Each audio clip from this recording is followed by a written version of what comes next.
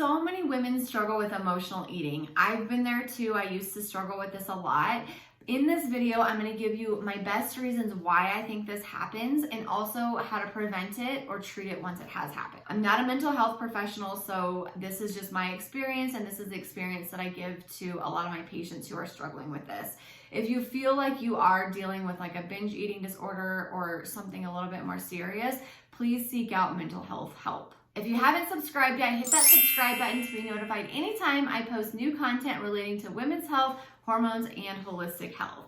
First, I want to just share a little bit about my story with this. I started my dieting career at 18 years old with the Atkins Diet. And if you're not familiar with the Atkins Diet, it was super popular back in the 2000s, and it's low carb. It's basically keto without being keto. It is where you just eat less than 20 net carbs per day. You can eat whatever you wanted to. I chose at that point in my life, I was 18, to eat a lot of fake sugar, a lot of aspartame and sucralose, and a lot of cheeseburgers without the buns and eggs. That was kind of my diet for several months. And I had so much willpower. I was white knuckling it through, lost some weight, felt okay, felt excited about it. But I also was going to college, living in a dorm room where I was going to have to eat in the cafeteria, where it was going to get a little bit more challenging. I also one day wanted some comfort food. I had something kind of traumatic happen to me, and I was like, I can't do this right now. I just need some comfort food. I ate some French toast, and the rest is history. I struggled for years after that meal with cravings of carbohydrates and sugar, and telling myself every single day, just don't eat the carbs, don't eat the carbs, don't eat the carbs. And then every day eating the carbohydrates, feeling like it was the last supper, and then doing it all over again. It was a massive cycle for me for a lot of years, and it's taken a lot of work to kind of get out of that place. But I want to, in this video, kind of tell you my own journey and some things that worked for me to get through this, and also things that I suggest to my patients who are also struggling with this. I think that there's a lot of reasons why, different seasons in our life, different conditioning that we have around food. But the moral of the story is a lot of people struggle with emotional eating. So first I want to talk about sort of setting the stage. There's a stage that's set with emotional eating and binge eating too.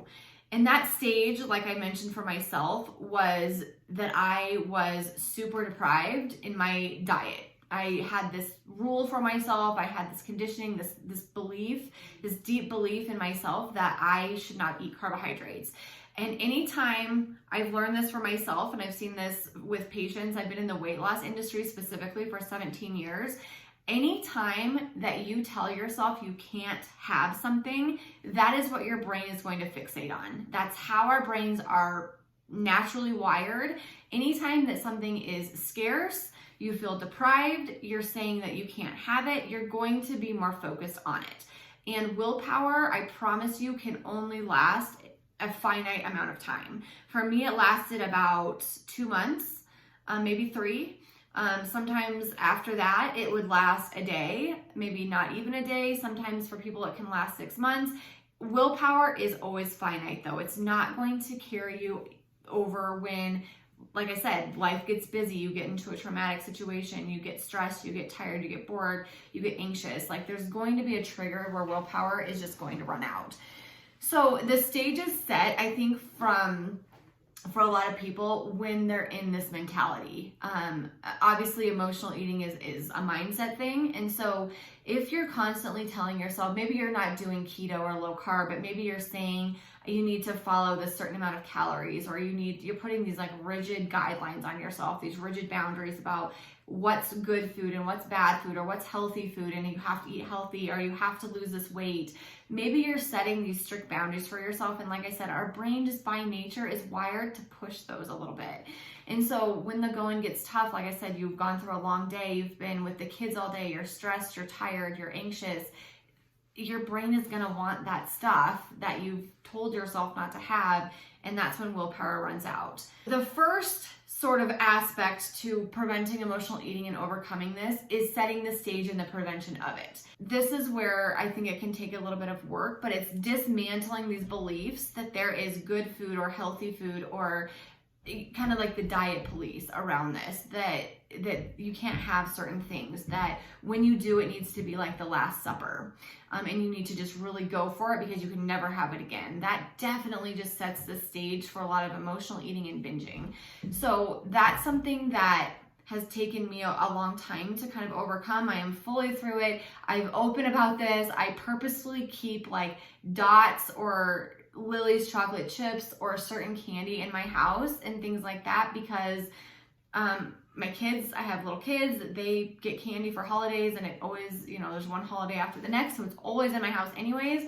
But I keep it there so that I can have a normal serving of that, 3 or 4 Dots a day, so that I don't feel deprived, that I feel like I can get this whenever I want to, it's not off limits, and that over time has helped me. Initially, when I would have something triggering in my house, like baked goods are always a little bit triggering for me, I love baked goods, I would want to polish off the entire thing, and eating 3 Dots was not an option. It's taken a little bit of work and mindset work around the fact that I'm an adult. I could literally go get Dots anytime I wanted to. It's not a novelty. It's not anything that I can never have again. And that was the mindset that I kept myself in for all of those years.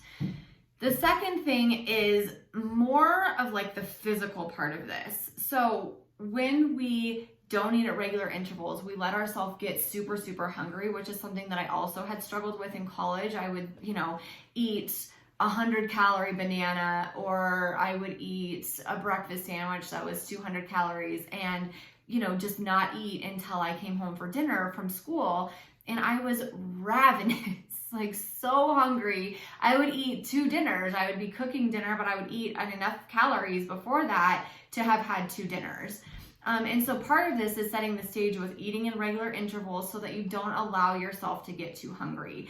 I always tell all my patients that when we're ravenous, like our brain just takes over in a more survival mode. And when that happens, we don't have a lot of say. Your brain is going to crave food. It's going to crave quick glucose because your blood sugar is so low. And that's where we can't really override that very often with willpower.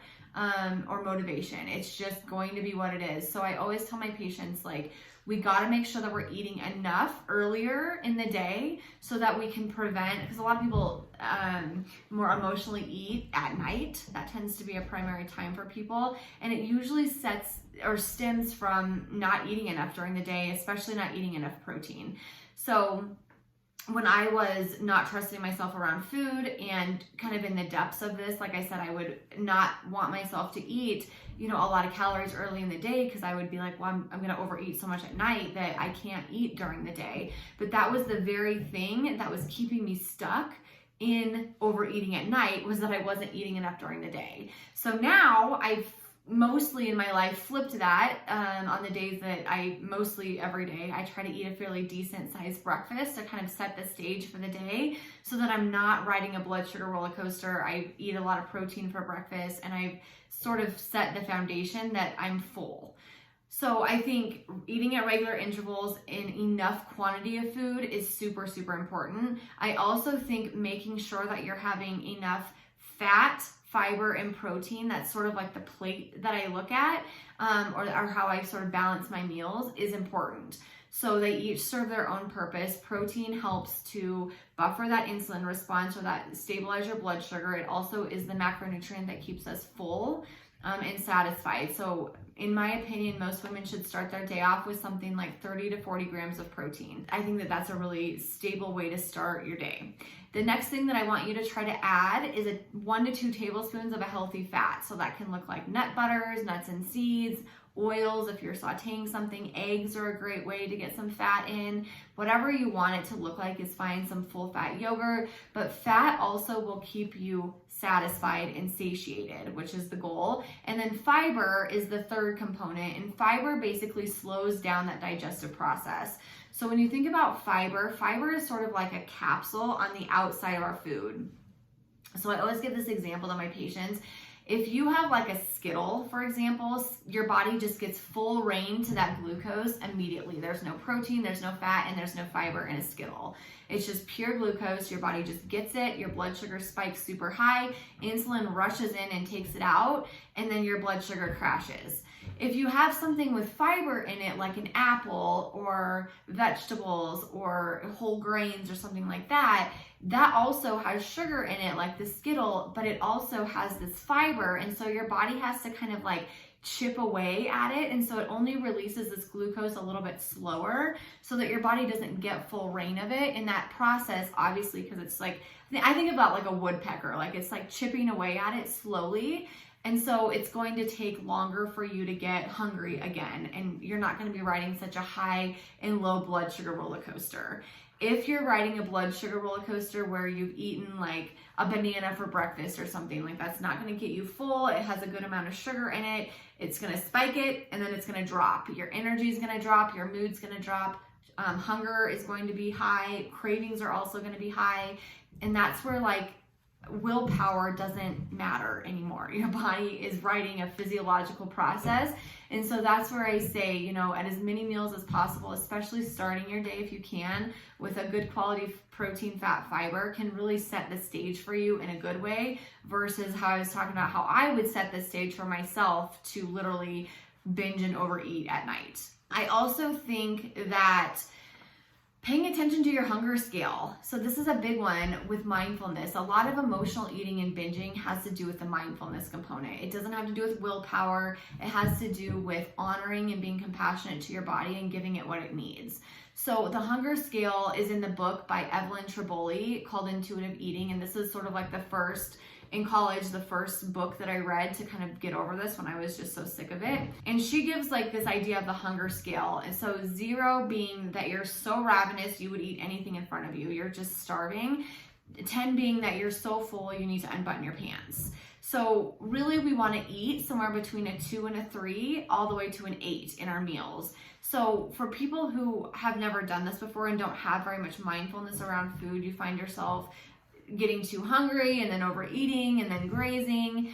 It's helpful to kind of maybe even set an alarm on your phone periodically throughout the day and ask yourself literally where you are on that hunger scale. Like, are you a 2 or a 3? If you are, it's time to eat. Are you a 5 or a 6?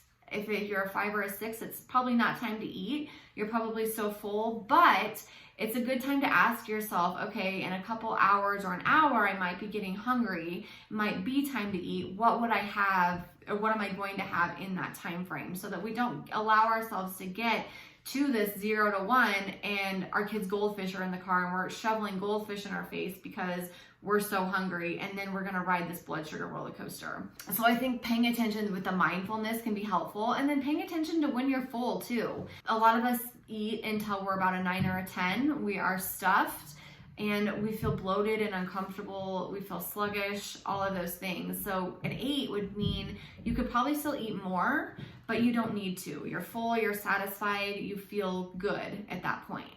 So that's going to take practice. It took me a lot of practice. I still use that method to this day, and it's way more second nature now. Like right now, just sitting here, I'm just kind of like, yeah, I'm going to eat after this, but I'm not ravenous. The third thing, this gets more into like the emotional component of things. So a lot of my patients tell me that they work all day and then they come home. Maybe they're like a nurse or a teacher or work in an office. A lot of people work from home now, so this is a little bit different. But if you're working outside the home, a lot of people just, you get that afternoon energy crash. You feel tired. You're getting home with the kids, you have activities, you have the nighttime before bedtime. It's a time where a lot of us are physically exhausted, mentally exhausted, and maybe even hungry from lunch. And that's when like the whole thing starts for a lot of us. So one thing that I think is, again, paying attention to your hunger scale so that you're not ravenous when you do get home. I always tell my patients that are physically hungry when they get home, and then they just graze and graze and graze and graze for 5 hours. To get yourself a snack in the car, like a high protein, like a turkey roll up or Greek yogurt or an apple with nut butter, or some snack that's going to not make you super full so that you can't eat dinner, but that's going to tide you over a little bit. before you get there. And then when you are grazing around and you've done the hunger scale and you're like, I'm not hungry, but I'm pining for food, I want you to ask yourself what emotion you're feeling. So this inserts just a little bit of mindfulness here. Physical hunger, you guys, will come on slowly. So over the course of a few hours, you start to notice just incrementally, we get a little bit more hungry, a little bit more hungry. It's slow and controlled. Emotional hunger comes on quickly. It's like, I need food right now. And that tends to be more emotional hunger if it comes on really fast. So if you're like standing at the pantry, you want this food, you're not physically hungry, before you grab into the container and just start eating, I want you to ask yourself what you actually are feeling. Are you tired? Are you bored? Are you anxious? Are you mad? Are you celebrating? Like, what is actually going on that's creating this drive for food? And the goal is not initially, in my opinion, not to not do it. Actually, it's just to insert that mindfulness so that you can say, okay, I'm not hungry at all. I'm bored, or I'm just really exhausted right now. This is why I want this. And then after that, like, I always kind of work with my patients on this, and after we've identified most of the time the trigger for you, then we can start to work on like some strategies. If you're tired, could you go lay down? Could you go on like a little walk? Could you relax more? Could you have a cup of tea instead? The fatigue is the issue, not the fact that you need food. Did you let your blood sugar get too low? Did you need to eat a snack before you got to this point? There's all kinds of different strategies to do, but we got to identify what is actually the cause. Are you anxious? Is that what emotion is there that's, causing you to want to eat more? So once you identify it, I want you to validate it. Are you tired? Okay, it's okay that you're tired. Are you mad? Okay, it's okay that you're mad right now. You deserve to be mad. It's fine. It's part of the normal human experience. You're safe to feel this emotion. That's what we want to give our brain, is that we're safe no matter what we feel, that they're all okay. Because a lot of people, when you feel anxiety or worry or stress or anger, we feel like that's threatening. And so your brain's trying to get rid of it by literally using food to shove it down. And so when we say, okay, this is uncomfortable physically, emotionally to feel this, but I'm safe to feel this, it's okay that I am feeling this, then we give our brain the message that it's okay, we're not freaking out that we're feeling this, we don't actually need it to go away with food. And so that's a better message to send. And again, that's just going to take a little bit of practice and time to kind of give your brain that message. 4, I've kind of talked about this a little bit, but check the diet police. Like I said, so many people think that they have to eliminate dairy, eliminate gluten, eliminate soy, eliminate sugar. They're constantly in this elimination diet and only eat healthy food and only eat vegetables and chicken, and that's going to give you this scarcity mindset, and your brain wants what it can't have. So if that's you, start actually incorporating more food and start checking the diet police in. So start saying like, everything's fine. There are no off limits foods. There are no bad foods. Foods don't have morals. They're not good or bad. I think that that's a message that so many people need, and that's definitely was a huge part of my own journey, was to realize that like the dots that I have, yes, they're less nutrient dense than a vegetable, but they can fit into my diet just fine, and they prevent me from eating a whole pack of dots at a time, which would be a whole lot more detrimental than eating 3 or 4 a day. So I think you have to kind of just reframe what you've been told. If you're following a program or an influencer or a plan or whatever that's doing this, that's saying this, perpetuating this for you, please check that. You may want to stop following that person or that plan or that program or whatever if it's perpetuating kind of a negative mindset around food for you, because it's definitely not worth it. I know how miserable it is to be in this, because I was there for a long time and I didn't really know what to do, but I did start with the book Intuitive Eating by Evelyn Tribole, and that has been, over 15, probably like 17, 18 years ago by now.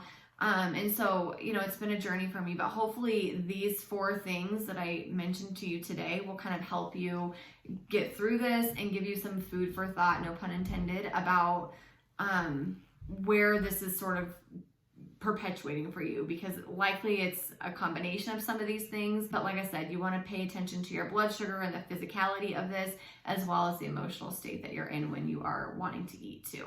I hope this was helpful. Again, not a mental health professional, so if you do feel like you're really struggling with this, talking to a mental health professional or a nutritionist can be really, really helpful, and they can give many more tips and tricks and know your individual situation too. So if you have not subscribed yet, hit the subscribe button to be notified anytime I post new content relating to women's health, hormones, or holistic health.